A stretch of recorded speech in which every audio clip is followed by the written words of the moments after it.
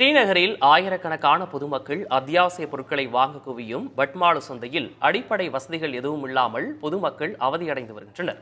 இது தொடர்பாக நமது செய்தியாளர் கணபதி தரும் கூடுதல் தகவல்களை தற்போது காணலாம். வளர்ச்சி வேண்டும் என ஜம்மு காஷ்மீர் மக்கள் வலியுறுத்துவது ஏன் என்பதை காட்டும் விதமாக உள்ளது. இப்போது நாம் இருக்கும் பட்மாலு மார்க்கெட் என அழைக்கப்படும் முக்கிய சந்தை. இந்த சந்தையிலே சோப்பாக இருந்தாலும் சரி அல்லது துணிமணிகளாக இருந்தாலும் சரி பல்வேறு விதமான பொருட்கள் விற்கப்படுகின்றன. அதை வாங்குவதற்காக தினமும் இங்கே ஆயிரக்கணக்கான மக்கள் வந்து செல்கிறார்கள்.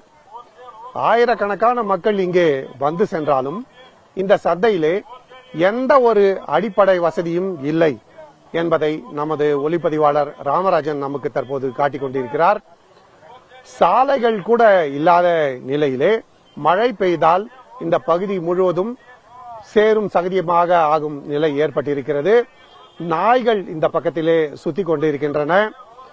சாக்கடை போன்ற எந்த விதமான வசதியும் இங்கே செய்து கொடுக்கப்படவில்லை.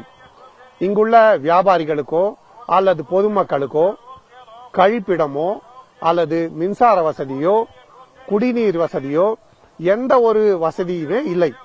போக்குவரத்து வசதி கூட மிகவும் குறைவாக இருக்கிறது என்பதுதான் இந்த பகுதியில் உள்ள வியாபாரிகள் மற்றும் பொதுமக்களின் வருத்தமாக இருக்கிறது.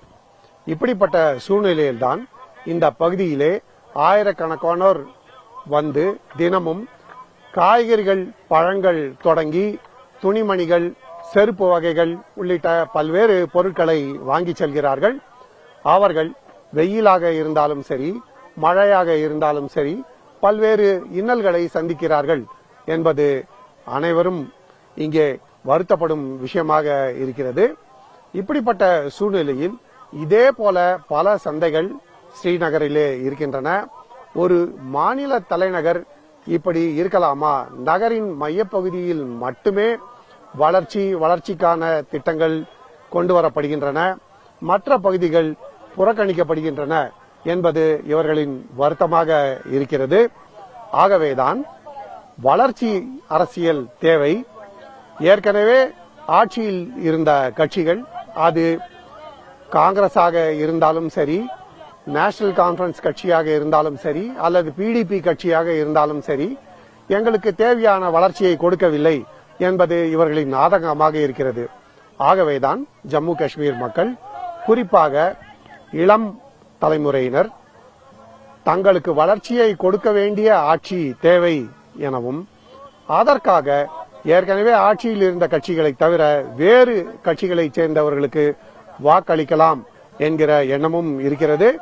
மக்களவை தேர்தல் இதற்கு ஒரு முன்னோட்டமாக அமைந்தது எனவும் சட்டமன்ற தேர்தலிலே இந்த கோரிக்கையின் தாக்கம் மிகவும் வலுவாக இருக்கும் எனவும் கருதப்படுகிறது. ஒளிப்பதிவாளர் ராமராஜனுடன் புதிய தலைமுறைக்காக கணபதி, காஷ்மீர், ஸ்ரீநகரிலிருந்து.